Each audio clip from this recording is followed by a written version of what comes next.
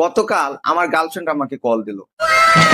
খুব রোমান্টিক ভাবে বলতেছে, জান বাসায় কেউ নেই, বাসায় একদম ফাঁকা, তুমি খুব তাড়াতাড়ি চলে আসো। তো আমি কিছুটা অবাক হলাম। অবাক হয়ে তাকে উত্তর দিলাম যে বাসায় যখন কেউ নেই তাহলে বাসা ভাড়া দিয়ে দাও, আমি গিয়ে কি করব। তো এই কথা শুনে আমার গার্লফ্রেন্ড রাগে ফায়ার হয়ে আমার সাথে ব্রেকআপ করে নিল এবং বলল আমার নাকি সারা জীবন এই হাতের উপর নির্ভরশীল থাকতে হবে। আচ্ছা, হাতের উপর নির্ভরশীল না থেকে কি কোনো মানুষ বাঁচতে পারে? রাতে স্বামী স্ত্রী শুয়ে শুয়ে রোমান্স করছে। কি করছে? রোমান্স করছে। তো এই অবস্থায় কিছু মশা তাদেরকে খুব ডিস্টার্ব করছিল। তো এইটা দেখে স্বামী রাগে ফায়ার হয়ে বলতেছে, বউ আগে মশারি টাঙা, লাইট অফ কর, তারপর আর রোমান্স করবো, দেখি মশা আমাদের কিভাবে খুঁজে পায়। তো বউ রীতিমতো মশারি টাঙাইলো, লাইট অফ করলো। যেই রোমান্স করতে যাবে এই মুহূর্তে ঘরের ভিতর কিছু জোনাকি পোকা ঢুকে পড়লো।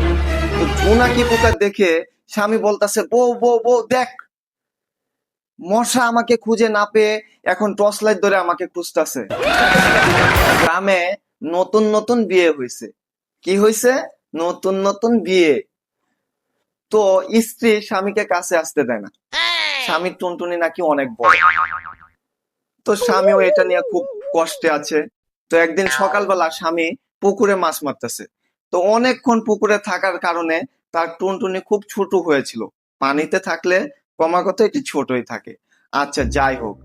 তারপর স্বামী যখন মাছ মেরে উপরে নিয়ে আসে তখন স্ত্রী দেখে তার টুনটুনি খুব ছোট। এখন এটা দেখে স্ত্রী বলতেছে, এইটা দেখে আমি এতদিন এত ভয় পাইছি, যাও আজকে তোমার মনের সকল কামনা আমি পূরণ করে দেবো। তো স্বামী তো খুব এক্সাইটেড। এক্সাইটেড হয়ে যখন রাতে গেল বউয়ের কাছে, যাওয়ার পর স্বামী এক্সাইটেড এবং রোমান্টিক থাকার কারণে ওই ছোট জিনিসটা অনেক বড় হয়ে গেল। তো এইটা দেখে স্ত্রী বলতেছে, না না না, আমি তো এইটার কথা বলিনি, আমি সকালে পুকুর পাড়ে যেটা দেখেছি ওইটা দাও আমাকে, এটা আমি নিতে পারবো না। তো সেদিন রাতে আমি খুব দেরি করে বাসায় ফিরলাম। সকালবেলা এ নিয়ে বাবার সাথে ঝগড়া হচ্ছে। তো ভাই বসে বসে এগুলো সব দেখছে। তো ঝগড়ার এক পর্যায়ে বাবা বলল যে তুই যদি দেরি করে বাড়ি ফিরিস তাহলে তোকে আমি ত্যায্য পুত্র করব, আমার সকল সয় সম্পত্তি থেকে তোকে বহিষ্কার করব। এই কথা শুনে আমার ভাইয়ের মাথায় যেন আসমান ভেঙে পড়লো। ভাই দৌড়ে আমার কাছে আসলো, আইসা বলতেছে, বাবা এটা তুমি কখনোই করতে পারো না। ভাইয়ের এই ভালোবাসা দেখে আমার ভিতরে অন্যরকম একটি কাজ করছিল। তখন আমি ভাইকে জিজ্ঞাসা করলাম, ভাই তুমি আমাকে এত ভালোবাসো? কিসের বালের ভালোবাসা? তোর বাবার 28 লাখ টাকা ঋণ আছে, তোকে তেজ্য পুত্র করলে এই সম্পূর্ণ ঋণ আমাকে দিতে হবে। তো যাই হোক, আমি নতুন অবস্থায় আমি আমার সর্বোচ্চ দেওয়ার চেষ্টা করেছি একটি ভালো কিছু দেওয়ার জন্য। যদিও প্রথম অবস্থায় এত ভালো হয় না, তারপরও আপনাদের সকলের দোয়া এবং ভালোবাসা চাই। যাওয়ার আগে আমি একটি উপদেশ অথবা শেষ যোগ হিসাবে আমি বলে যেতে চাই, আপনারা সকলে মনে রাখবেন।